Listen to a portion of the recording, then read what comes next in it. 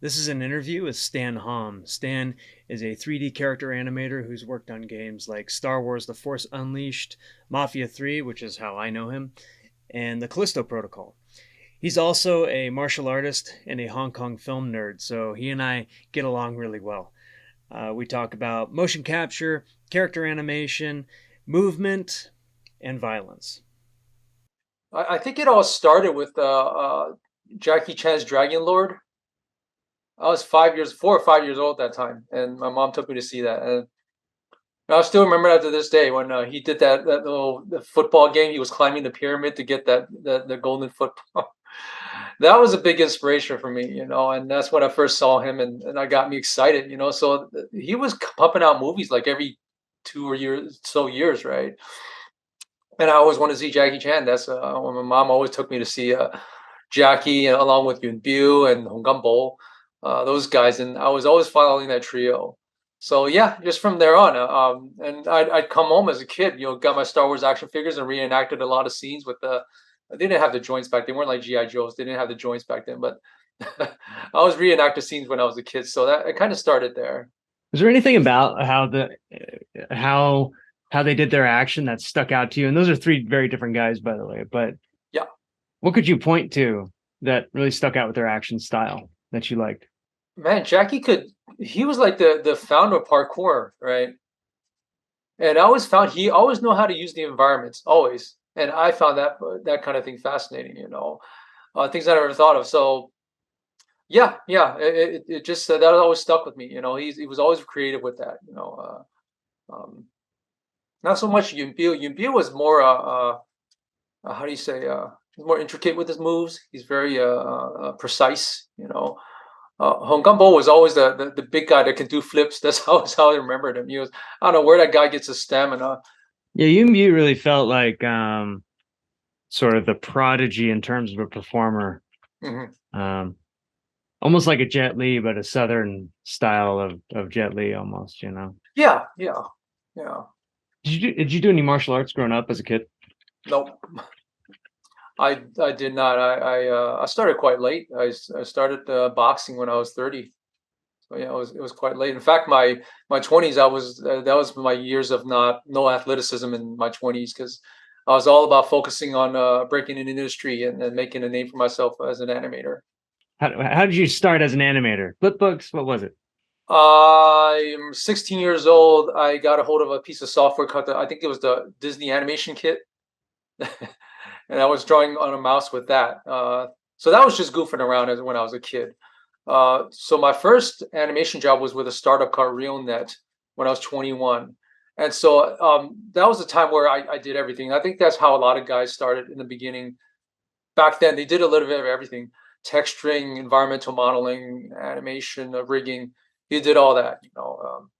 And then as time went on, you start to feel which discipline are you most comfortable with, and you ask to be more a part of that department, and that's kind of how what molded me. I gravitated towards animation because I'm not so much an illustrator. I can't see things when they're in a still frame.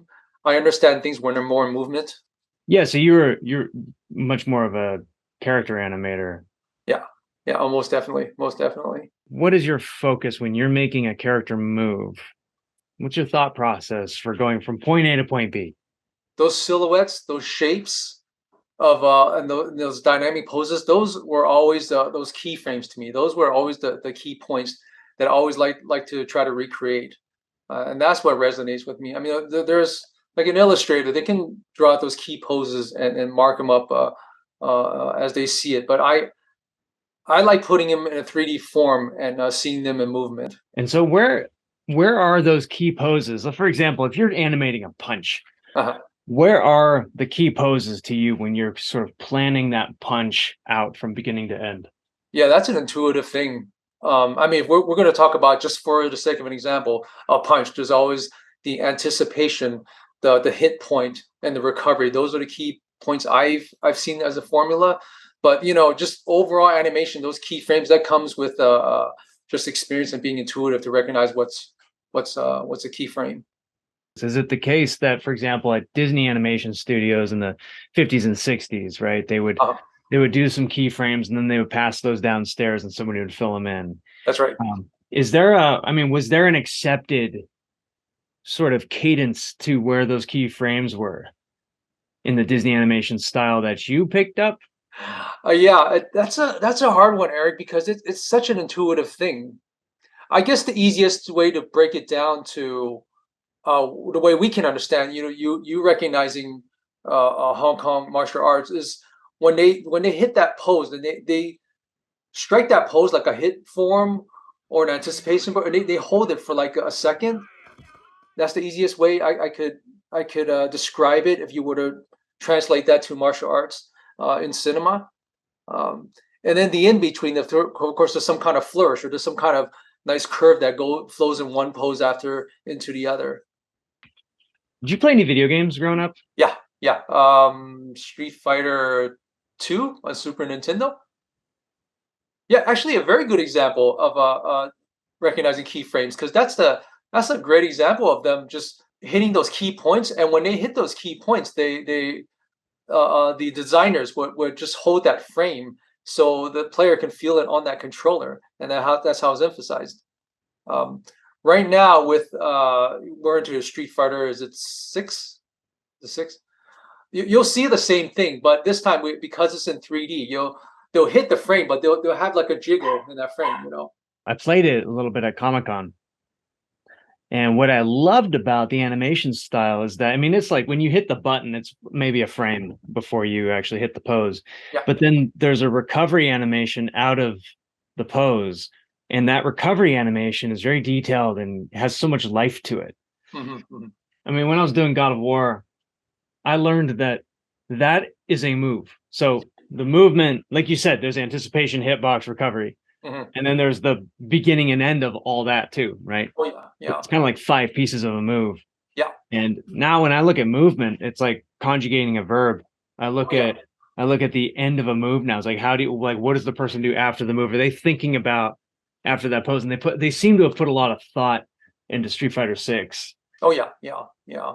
An animator could spend an entire 10-hour day just tuning a punch to get that feeling to go along with the look, because the animation and the design and the feel of that attack, they just go hand in hand. And yeah, I remember on Force Unleashed, I do the same thing. I'll be tuning just one move the entire day, moving a frame here, moving a frame two frames here and there. It's just a little bit back and forth and a lot of feel. How much of that is trying to make it look good versus feel good? I know it's a combination.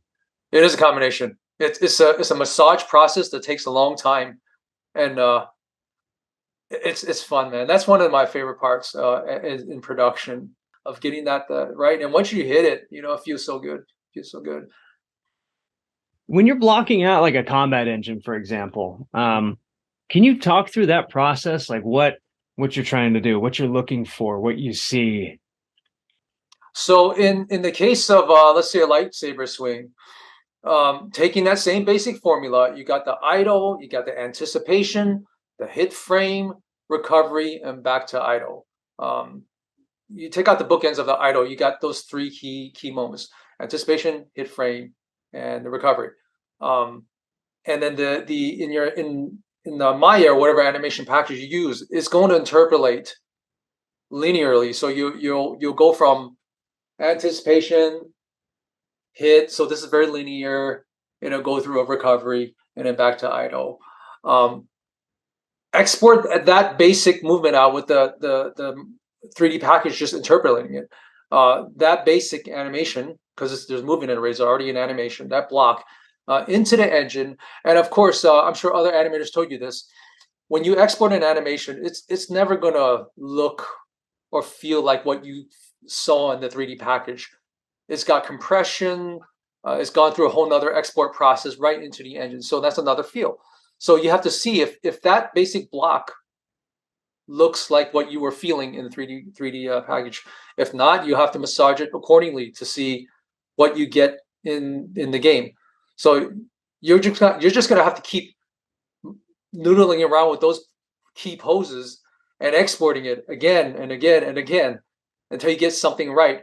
Okay, and then once you get something close, then you start filling the in between of those five poses, adding curves, adding more filler of making this sword swing look and feel proper. And it's just basically that. You're just gonna have to keep exporting it, export it. There are days I export it like over 100 times just to get that feel, get that controller in your hand.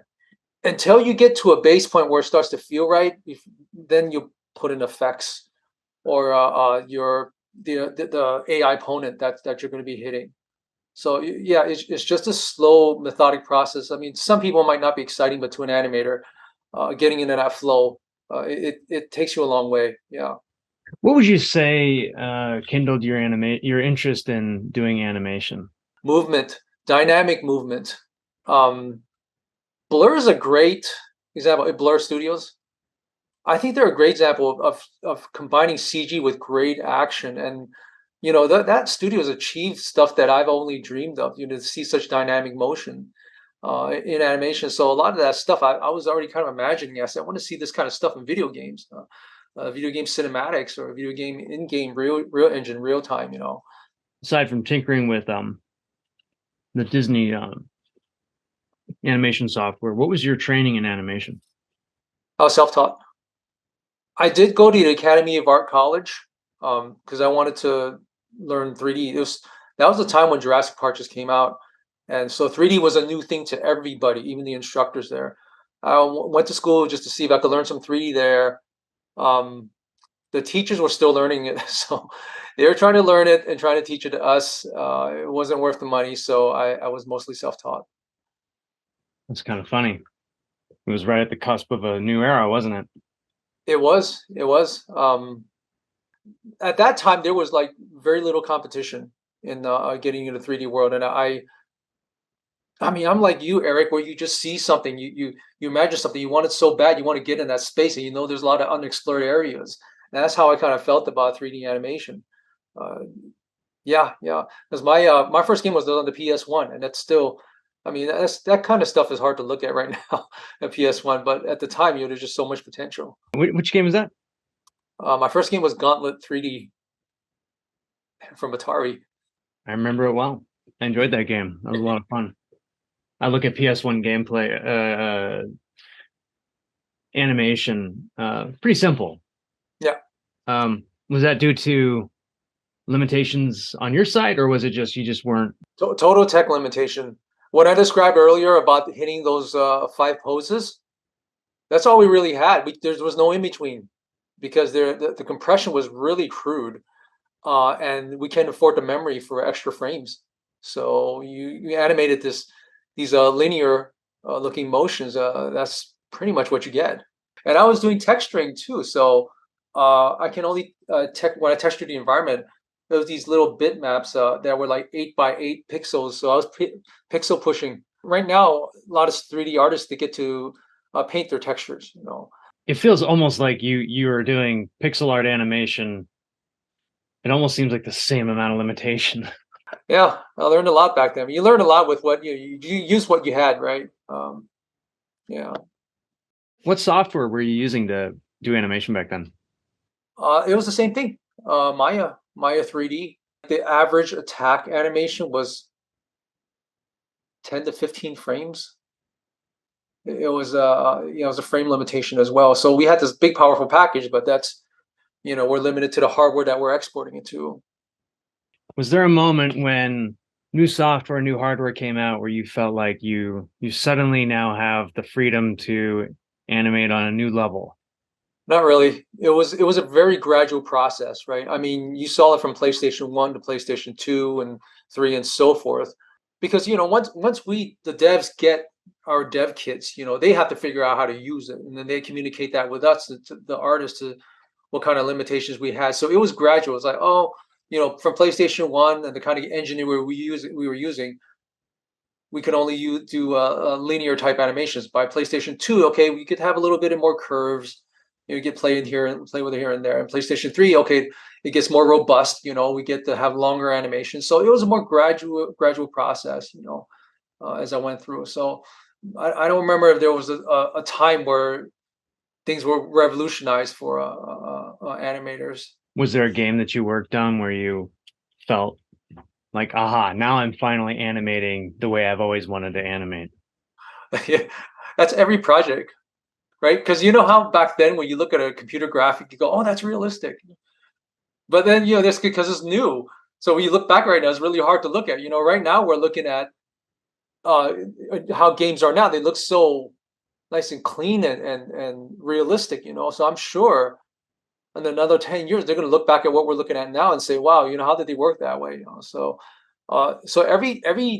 every opening that we get as devs, it seems very more and more exciting. So we think we hit a point where we have the tools and toys to play with, but there's just going to be more and more because computers always going to be too slow for a human. Yeah, that's a very optimistic and like good way of looking at your work. When did you first start working with motion capture? As an animator, director, was at the same time? That was actually my first job. At the time, yeah, animators were responsible for their own capture sessions. There was a couple. There was a martial arts couple. I forgot their names. They're a very nice couple. I think they were Chinese, but um, yeah, I was new to that. Understand the process of how the cameras work and the movements I'm looking for. So I was working with them, and so they were learning at the same time I was learning. And a big thing for me that I needed to get out of, and I think there's a lot with a lot of animators or designers or animation directors, is communication with the martial artists or the performers. I think that's a big thing with where things break down if you don't have good communication. You just can't get the kind of moves that you're looking for because sometimes the performers you hire, they don't understand why are this limitation. Why am I only able to act in this box? Why do I have to keep facing this way? Um, they don't see that. So because we're the developers, we're always having those kind of metrics in our head, and they don't. But communicating that is really really important. What was it like shooting on mocap in those early days? And do you remember what system it was? No, no, actually, we were working with Motion Builder. I work with a very crude version of Motion Builder. Very crude, like it's come a long way. Markers were a lot less. Data took longer to process, and I remember that the motion we got wasn't as clean. So what did that process look like when you do a mocap shoot? You get the data Mhm. and there's a lot of work to be done on it. Is there a part of you that says, I should have just done this by hand? Uh, no, no, and the process, it wasn't as robust as it is now. There's like an extra 2 3 steps to when we get the data right now. Back then, it was just we gotta if we see it on the monitor that we captured, we have to go back to all the data and make sure all the markers are in place, and then we just take the data just like that. It was very, very crude. There's an extra process right now where we go through that. We have real-time models where the stunt people can look at, and we could as well, and we see if it looks good on that, and that we know that's verified to go to the next step. Yeah, we didn't have all that. It was very, very crude and straightforward. Were there any memorable motion capture directing experiences before Mafia 3 that stick out? Whether it was trying out a new idea or like there's an update with motion capture technology that allows you to do something new. No, my personal thing, as you know, Eric, is that every new performer I get to meet and work with is a privilege. Just I that's been my dream to work with these athletes, man. That's the exciting part I see, and getting as much of that performance as possible into the game. I assume around now you're getting into martial arts, boxing. What made you get into boxing? So in my 20s, yeah, I had I wasn't working, I wasn't doing anything. I was just focused on job and making games at the time. A neighbor of ours who was we knew her for a while. She was just a heavy set woman, and we haven't seen her in a while. When we walk our dogs, we usually bump into her. And about 9 months later, we bump into this really skinny woman, very fit looking, very vibrant. And hey, that's Susan. That's our neighbor. What happened? What's your transformation? And she was all excited, telling us about this boxing gym that she found, and she got us excited. And my wife was excited, and she said my wife wanted to join, and so we checked out this boxing gym. Went in there. I met with the coach. I really got into it. I really got into the whole workout. all these technical movements within boxing. My wife was just there for the cardio. That started there, and I just continued to go work with my coach at the time. Another couple of years in traditional boxing. Then I started getting into kickboxing with another coach, and shortly after that, I found another coach that taught Muay Thai, and I trained with him. Well, I assume you did a lot of sparring, of course, so that's a big part of the game in boxing. What was that like going from being an animator, doing nothing really physical in your 20s to suddenly getting punched in the face? Oh, that's no fun.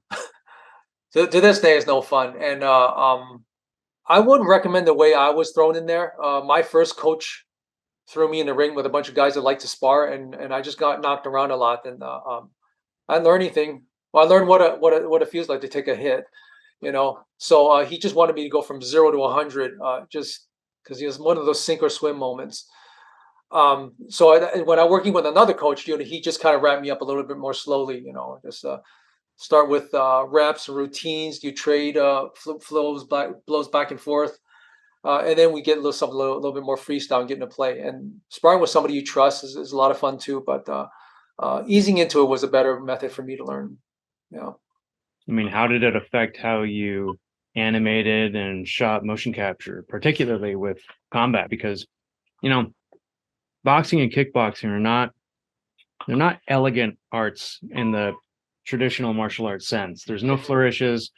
You don't spin around before you throw a punch. Yeah. It's Yeah. very efficient. Even ducking in boxing, it's as little as you can possibly get. Exactly. Exactly. Around the time when I was first training, I was working on a game called Indiana Jones, and I forgot the subtitle after that. That game never came out with LucasArts, but I was working on an Indiana Jones game, and I was part of the combat group. So I was starting to animate a lot of the fight moves, or at least blocking them in with a very, very closed posture, more realistic. And so I took it way to this extreme where it just didn't translate very well.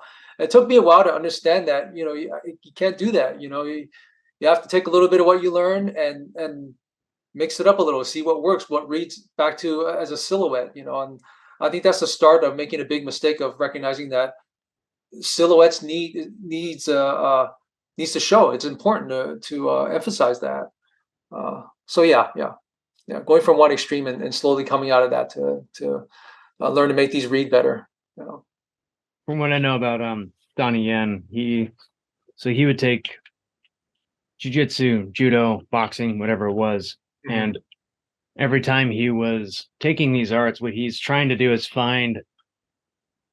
trying to find like the brand, the essence of it that he can exploit as a moment, as a silhouette. He poses like he has Oh yeah, very iconic poses now. oh yeah, yeah, I mean, he came up with some that I still see people using these same poses. It's very yeah. important. I mean, as an animator, what are you looking like? Do you look at, you must look at things differently now. I mean, the human body can hit so many nice poses. It's just I know we've seen a lot of fight poses in games, and in movies, but I know we haven't seen them all. I'm always looking for something new. So when you mentioned Donnie, yeah, I appreciate him trying different looks here and there. So you've taken martial arts, boxing and kickboxing. Again, very efficient martial arts styles. When you watch these movies, now that you've done martial arts, is it any different? As you go, when you work on a craft, as you mature, you start to I don't want to say get too comfortable in one area, but you start to gear towards a style that that resonates with you. Just all the stuff that Jackie and the whole Hong Kong industry has come out with these movies. They're really great looking stuff. I still enjoy them, watching them to this day. But to me, just right now for what I do, that stuff doesn't have a lot of weight to me. It gets too flourishy. There's too much happening at once. Unless that's the nature of the game. Um, I just really like to emphasize good heavy attacks that lands and has an effect. Um, so yeah, just I feel like that just for what it is back then, or what they actually still do right now, it works for in the context of what they do. But for what I do, it wouldn't. I guess the closest game I could think of that tried something like that is Sifu. I'm sure you've seen that game. They tried a little bit of that. Yeah, yeah. But for what I do, just generally, going from, let's say, would be Mafia 3 or Force Unleashed or recent Callisto Protocol.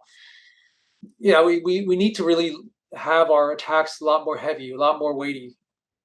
It does feel like a very Yeah. American thing, even though Muay Thai sort of is that language. Although interestingly, before a Muay Thai match, you do your ritual dance, you do your flourishing before the match, right? Right. Right. Right. So that's kind of still kind of built into the ritual. Yeah. Yeah.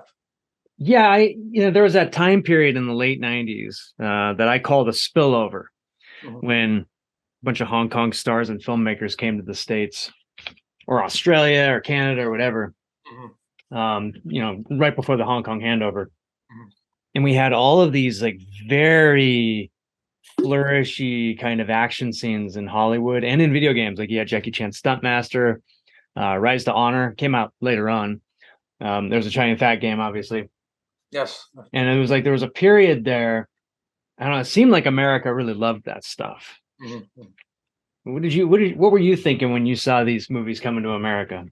No, it was exciting at the time, and I think like anything new, that's why people gravitated towards it. They haven't seen anything like that before. It's new, it's exciting. But as you know, as that time went on, they want to see where you can take that next rather than just stick with the same formula over and over. Just generally speaking, I mean, there's so many movies right now. Just seeing how when that kind of stuff came over to America, now we're starting to see that more incorporated into superhero movies because it fits in the context of those characters, right? Um, because they're superheroes. They have the power, they have the speed to pull these kind of moves off, and I think that's a great way to show off this kind of art form. Yeah, This is around the time I started making indie martial art movies, yeah, and I was a Hong Kong film nut, and which is why I love working with you because I could just, hey, remember that movie Prodigal Son? Oh yeah, when they're on the table, yeah, let's do that, but let's change it. You just knew everything, and that's like just yeah. eliminate. It just eliminates so much like unnecessary, like explaining. And I remember going to LA and finding out that Hong Kong kind of spillover period, suddenly things were going much more in the Born Identity direction. Yeah. Like, do you have a general read on that? Well, if you're talking about Born Identity in particular, I felt like that was his own thing. Because that damn camera was just all over the place. I couldn't read anything. It was especially bad in Born Supremacy. I think he dialed back a little bit in Born Ultimatum, and you can see what's happening. And I feel like there's a balance in that, right? I mean, at that point, it's just not even about the art form of just fighting anymore. It's just editing, your sound effects. They all need to flow together. Um, how old Hong Kong styles, they're like long shots, and you see all the action. The artists, the martial artists, and some people they carry on the scene. Right here when they push it in too close, like Born Identity, then it's going to the other extreme. And I think as you pull back to something a little bit more balanced, I think a good example of that what I'm trying to say is you see, I Saw the Devil, Korean movie. It's well edited. You can see what's happening. A lot of character to them. I feel like that's one example. Is it's nicely balanced. Brings me to a question about mocap again. When you're mocapping on the stage, there's this kind of balance as a filmmaker, and I would always try and strike this, where do I push the performer to their maximum, Mhm. or do I rely on the technology to make them look good and just kind of let them phone it in? Right. And that's a case by case basis. Yeah. But what is your kind of ideal shoot? Do you want the performer to do what they're going to do, or do you just want them to be comfortable and have fun and you can just fix it all in animation later? Yeah, every animator is going to be different. They're probably going to give you different answers. You might have gotten a different answer from Kento, because to me, I'm looking for very particular body parts when you guys perform. Uh, Hips, spine, and shoulders, in particular, for me, I want to retain as much of that as possible in the mocap performance, because the feet and the arms, and especially the head, I usually just I do that all by hand afterwards. So when you guys hit those shapes, when the stunt performer hits those shapes, they hit those forms, and the timing is right, and that's my shot because I know I'm going to fix a lot of it later on. 90% of the time, I'm gonna go ahead and say probably 95% of the performance are modified, not changed, more so enhanced. So, let's say just for sake of example, you jump up, you do a kick onto a wall, a padded wall. We did something. I'm gonna take I'm gonna take the 3D model. I'm gonna exaggerate the arc of how he jumped up. I'm gonna raise the height. I'm gonna extend the leg even more. I'm gonna raise the arms even wider. So everything's enhanced. I could see that in the God of War games. I could see your movements in there, Eric, and I could see where they pulled it apart even more. You throw your punches, they made your arms even wider and exaggerated even more. And so that's what I look for. I look for the core of the performance. I mean, literally the core of the person. That spine, that performance is there. Right? We want to retain those areas in the motion capture performance. And then I punch it up. I punch it up and exaggerate it and enhance it when I get it into the game. And what was your process when directing action in Mafia 3? Like, what does that whole pipeline look like? Like, how do you think through a move, and how do you direct it? How do you get a performer to do what you need them to do? And when are you satisfied? It all starts with sitting down with the designers. Okay, what's going on in this scene here? Okay, Lincoln Clay is has this going to be fighting in this room, and he could do this, this, and this to the AI. Okay, I ask, what are the limitations? What are the metrics? What are the rules? Basically, I get all those rules down, and I like to sit for a day and describe as many variations of moves that I could think of. Um, and if he's weapon, is he unarmed? What's the rules within what his moves are? So I take this to the stage before stunt people come, and I describe to the crew what I need to do. If we need to build any stages or anything like that. And so while they have their set up, usually it's just a mat, right? Most times it's just a mat, and I just need some color tape on the floor for metrics purposes. Performers come in. I describe what I need. I describe the rules to what I need, and that's basically what I need the performer to know, the rules that I'm working with. But all the other stuff about the spine performances and all the exaggerating stuff, that usually I try to keep that transparent, um, or not even mention it to the performer, because they don't need to think about all that. They need to perform the way they're comfortable with. As I'm describing what I came up with, as you know, I always like to hear any variations within that. I want to get as much good stuff as possible while you guys are up there. We shoot it over and over. Safety is my big thing, because I want to make best use of you guys' energy level as possible. And I don't think a lot of people are mindful of that. I don't know. This is like this with directors with film, but maintaining the stamina of a performer is very important. Otherwise, you won't get the variation amount that you need. I don't want to limit to how much we got to shoot there. We just got to be very efficient with the energy level of the performer.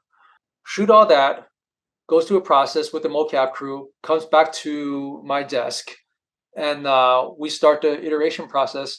Of course, just little things like fingers um, fixing feet placement, things like that. Before I get it in the game, that raw piece of mocap is what I get in the game to see what it looks like first. How bad did it compress? Where does it need to be exaggerated? And once I see it in game, that's when I go back to my desk and start that exaggeration process, that enhancement process I described. Once that's enhanced, that's where I start to iterate, get the feel and look in the game. Yeah. I've worked with performers in the volume before who like don't get it, Mhm. and they don't care to get it. Fortunately, it's like a minority of performers. There is something of a selection process for getting a performer in the volume. How do you get the performer that you need into the volume so that you can get what you need and make your day a lot easier? Going back to the moves that I described, and just coming across performers' demo reels to see if there's anything that can be suitable for what I'm looking for, and make a match there. What are you looking for when you look at people's demo reels? Because this is great information for people who are interested in getting into motion capture, because a stunt demo reel might not have what an animator needs or what they're looking for. For me, stamina, good control of their body, and good attitude. Those three things. Because everything else, I think, you got those three things. I'm sure we can, have we can meet somewhere in between where we both can get something out of it. What's your thought process when it comes to choreography? Like, how do you think about movements? What are you looking for with a string of movements like that? I just look for these key movements. I like to keep things kind of high level, and I want to see what the performer has to come up with that. Well, see if they enjoy that process. For the most part, the people I work with seem to enjoy what coming up with stuff, and so I just like to have big beats that fits what the designer needs, and things that happen in between. I like to stay open. I like to stay flexible. I don't like to say this is the way we're going to do it and that's it. Because otherwise, you can really paint yourself in a corner if you just stay rigid and not be open to ideas. Yeah, yeah. So for me, big beats. That's my thing. I wanted to talk to you about violence in general. Right. It's a hot button topic. It always is. Hmm. Um, it's just they just focus on different parts of society being violent. Sure. In the 60s and 70s, it was riots and Hmm. Vietnam War. In the 80s, it was the arms race. Hmm. One of the things that's refreshing about working with you is that you don't really shy away from violence. Like you're not afraid of it. Hmm. Do you think that comes from boxing and fighting? I think it was way back when. Let's go back to when I first watched Jackie Chan when I was 4 years old.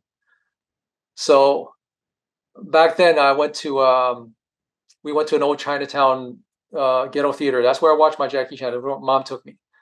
Now that theater always had a co-feature.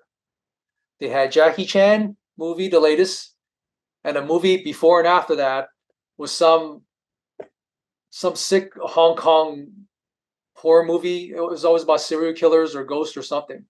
And they would play these Mhm. movies back to back. My mom would always take me early to the movies. And for whatever reason, she made me sit through that. She says, "You wanted to see the movie? We're going to stay here, and here's your lunch. You're going to eat in the theater, and we'll wait for the Jackie Chan movie." So I endured all that. I mean, I know some other kid might have translated those imagery differently, but to me, it was very disturbing. The stuff I saw, it was very disturbing. But to me, I guess for such a young kid, I started to meld some of that with the Hong Kong action that I saw after. So I became a little desensitized with some of that.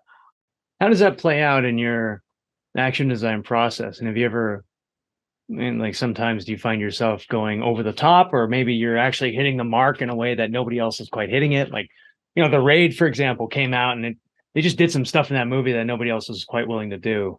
Those guys. When I saw that, I was really excited. Go, hey, that's exactly what I was thinking. That was a new thing. They were making contact a lot, and they struck a chord in me when I saw that. I said somebody's doing this. Somebody's doing this. I will say this: I don't like violence for the sake of violence. Well, I like there to be some reason behind that. I'll give you an example. Star Wars Force Unleashed DLC one, I believe. There's a fight between Star Killer and Obi-Wan, and there's a saber. I animated the whole saber fight between the two, and there was a moment where Star Killer would pin Obi-Wan against the wall and started slowly skewering him into the wall, and that was just a moment for me to show that this is his way of dominance. That's what they wanted, by the way. I didn't just make that. They wanted this kind of character display for that. So when they did DLC, they started having these scenes where some stormtroopers were just shooting up Chewbacca just nonstop, and there was a lot of laughing. It was just there's no reason for this. It was more violence for the sake of violence. So I don't think they understood what I was going for here in DLC one, and they carried it out to this whole other level where there was just no reason for making these kinds of actions. Absolutely. I noticed this with villains in movies a lot of the time where they will write a very kind of schoolyard villain that they show their cards too much and Mhm. they're not real, they're not sneaky. I don't know if it's because sometimes people don't have an understanding of what evil is. Mhm. It's mean spirited. It actually feels a little bit cruel from the perspective of art, right? Like they're trying to like they're almost like they're abusing the audience at times. Right, right. If you're going to do violence, it should be part of why the how the character was portrayed to begin with. There was a lot of violent moves we did in Mafia 3. Well, Lincoln Clay was this guy that was not treated very well, and he fought in Vietnam and was forced to do a lot of things he didn't want to do. So it made sense for some of the actions that he did. There's something about Korean films where like they hold up this mirror to you. So what do you see in something like I Saw the Devil, Mhm. where it's this sort of like dark anti-hero who well, it's about him kind of chasing down the serial killer and just torturing him. That movie to me just it was much like a mouse toying with its prey. Doesn't he have a moment where he asks himself, in fact, I think even the villain asks him, like, you're kind of getting to be as bad as I am. And I think that's a good point. You I forgot about that. He did bring that up. That you're becoming as bad as me. Are we You all mentioned capable of such behavior? I don't know. I mean, put us, take away our food abundance, and in a hostile situation where we're desperate, we're going to become different kinds of people. I hope I never find out, but I think we all have that primal instinct in us. I think that that's something about South Korean cinema right now that is very unique. Mhm. They Mm. seem to be exploring this very freely. It's so good. It's so good I can't watch it sometimes because I don't want to look in the mirror like that. But you enjoy that kind of introspection and wondering like, well, what would happen if I were in this situation? Yeah, more curious than enjoyment. Like Mortal Kombat, you were part of that. That's to me that's pure over the top entertainment, and that's a little overboard for me. There's nothing curious about that. It's just this insane level 12 violence. But how serial killers tick. I'm really fascinated by what's driving this kind of motive. Are they just not seeing humans anymore when they look at another person, when they're strangling another person? What are they seeing? I don't know. Like, does it take a madman to make a movie like that? It kind of does in a way. It, Or like you said, maybe is it within all of us? uh, Paul Verhoeven. Now, I watched his interview. And I can't tell if he gets excited for the kind of violence he does, but he did state that. He says, I just enjoy violence because this is what I grew up with. And it's quite normal to me. And I like to display a little bit of what I've experienced. And this is what I like. I like violence. He's really straight up about it.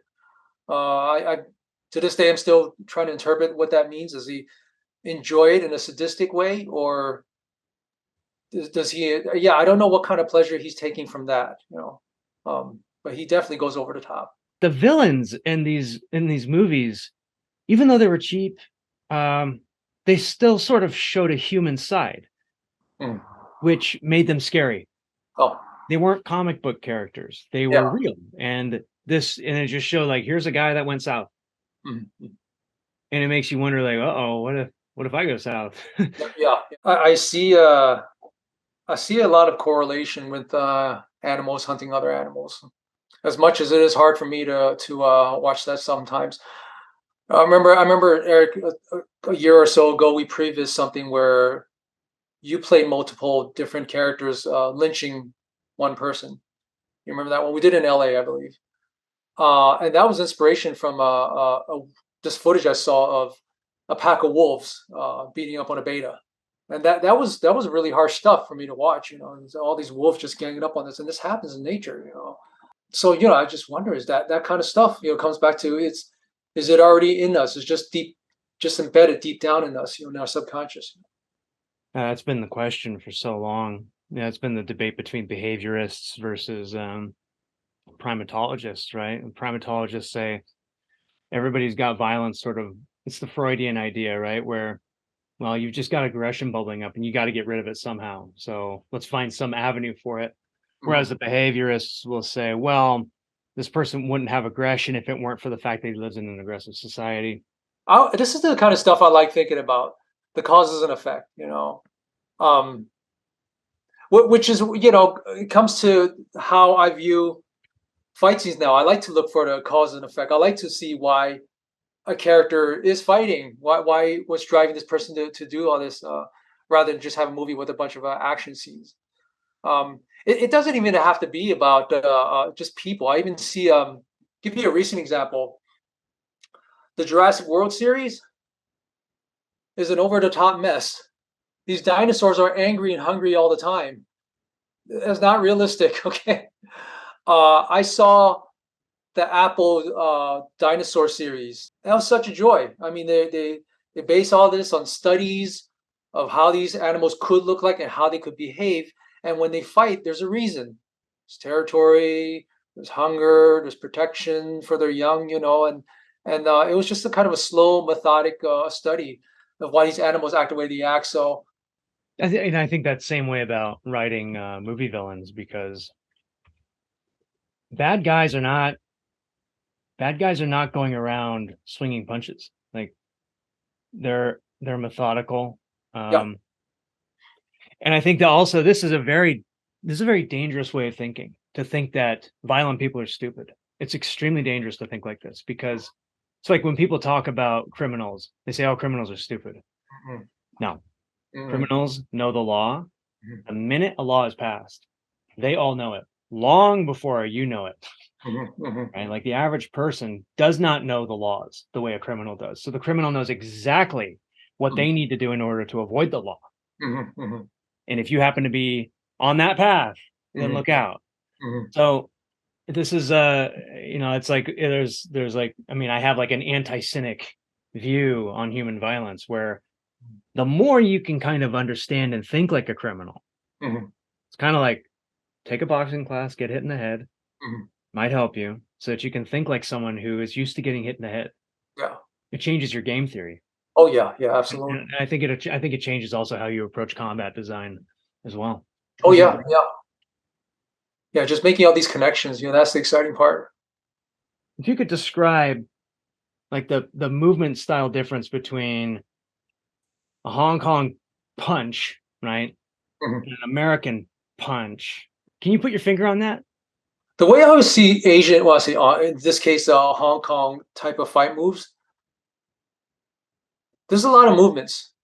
There's just not a lot of weight to it. Maybe they'll punctuate it at the end. That's not a bad thing. That's just how they like to show it off. For westerns, I think they want to feel that weight. They want to emphasize where the punctuation point is. They like to relish in that one or two attacks, react to it. This might sound kind of bad, but I feel like some of the western movies I see when they're fights, there's a lot more going up here. There's more battle going on here. Hong Kong movies, I feel like Hong Kong movies is just to see how one can outlast the other in physicality, um, which is what makes it interesting too, right? Yeah, yeah, It almost plays as like a sport, or like a formal dance in a way. yeah, yeah. Oh yeah, yeah. Like a dance. Again, like you said, in the old west, the fight's going on here. That's a great way of putting it. And I think in Japan, it's the same thing. Hmm. In like samurai films, it's all here. Yeah, yeah. Very little movement, even, and Mhm. that's what a gun duel is. Yeah, exactly. Yes, yes. Do you see the same kind of thing in, say, the older Star Wars sword fights? Yeah, because there's a lot of internal battle between Obi-Wan and Vader, right? There's a lot of dialogue in between their swings. Those Um, are those are incredible fights. And at first, I always cite Obi-Wan versus Vader, because if you were to just look at the movement on that fight, it's garbage. The movement's garbage. The lines are terrible. None of that matters, because it's all here and it's all story, and it's so minimal. It's actually like it is like a properly Japanese fight, and so is it. So is the one in Empire. I tend to appreciate that kind of stuff as I got older, um, because we as we get older, we start to process things a lot more and try to put our experiences to what we've been seeing and how we view entertainment. Um, I mean, I still love like Obi-Wan versus Anakin in Revenge of the Sith. I still appreciate that them fighting over the lava thing. It just didn't mean as much when I saw them fighting in Star Wars Episode 4. Yeah, Uh, that kind of plays like a disaster movie almost. uh, It's about the environment, right? All yeah, of the fighting is kind of meanwhile action. yeah, yeah. I mean, did they have to go that long? I mean, it was visually pleasing, but yeah, did they have to go that long? And they did Agent Smith's versus Neo. Yeah, yeah, that was interesting, but it just went kind of long, you know. The Burly Brawl in Matrix Reloaded. That's a very Hong Kong fight, 100%, It because was, Yue Ping, right? yeah, yeah. I enjoyed it. Feels like opera. And to see Neo as a character, just you see him grow and being tested this way. That's what I saw as well. I think that's what some fight scenes I'm seeing are lacking. You know, the growth of a character. You know what? Here's one that kind of bugged me. I don't know. You tell me if this is relevant. She-Hulk. We almost worked on it. I'm Oh, you glad we almost didn't. worked on Almost worked on it, but we didn't. the Incredible Hulk, right? He accidentally became the Hulk, and he was trying to figure out as a person how he's going to cope with this. What does this mean with his family? You know, he can't control it. He's going to struggle as a person. You know, and She-Hulk, she just gets the powers, and they're making a big joke out of it, and I can't relate to that. There's no struggle there. There's no growth to me. So I couldn't relate to it. It just, especially if they're making a big joke about it that she's going inside a courtroom as She-Hulk, talking like a regular human and causing havoc, and there's no consequences to throwing banging up a courtroom. And yeah, so it made it less relatable versus somebody who accidentally turned into something against their will, and they had to figure out how they're going to cope with it. Yeah, that's the kind of hero's journey that maybe some people get a little bit lazy about sometimes, where they have a goal with the character, they want the character to win, but they don't, maybe for personal reasons themselves, they can't imagine this character actually like going through trials and like difficulty and failure and weaknesses, right? That's another thing I always ask, because we get asked to design female characters all the time, and I'm always asking, if your character was a villain, how would I beat her? Mhm. And that gets them thinking a little bit. Mm. Maybe it's just a personal preference, Eric. I always feel that you got to go through some struggle in order to have some growth. Maybe this is an extreme example. The new Mulan, I think they mucked that up because the original Mulan cartoon, she saw that she can't physically keep up with the men, but instead she uses her wits and her smarts to get over obstacles, and that was great. And I don't know why they didn't do that in this one. They just gave her powers, and that was that. Let's see. I mean, we're in this generation that you know is going through that, so maybe it just needs to Yeah. take its course and see where it goes. You know. Yeah, it could be. And I think back to 1999, and the movies that stood out from 1999 are all these like cubicle movies. Then there are these like six cubicle movies, like Matrix, Office Space, Mhm. Fight Club, American Beauty, American Psycho, Clock Watchers around then. But all those movies had great contrast too. I mean, being in a cubicle environment, such dull and drab starts, and seeing them breaking away from that kind of imprisonment. Um, this has been fascinating, and I love to I could talk to you all day. I know Oh you. yeah. Oh, Yeah, did we go over time, Eric? yeah, we did. Support you in any way. Thanks, man. Yeah, definitely.